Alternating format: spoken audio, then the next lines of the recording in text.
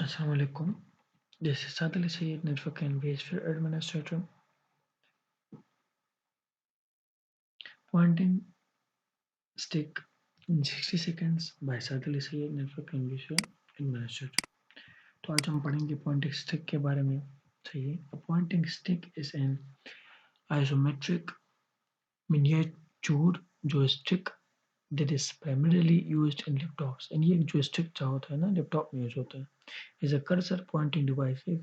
pointing device होता है ना, यानी कर्सर के लिए यूज होता है। The pointing stick moves, एक pointing stick होता है, सही है। ये क्या करते हैं, moves and manipulates the computer cursor like a joystick। ये joystick की तरह जो है ना, एक कंप्यूटर के में जो कर्सर है ना, ये वाला, इसको यानी हिलाता है, यानी मूव करवाता है या मैनिपुलेट कंट्रोल करवाता है। Its height is designed to be slightly above the key। ये कीज की थोड़ा ऊपर होता है, आप यहाँ पर देख सकते हैं।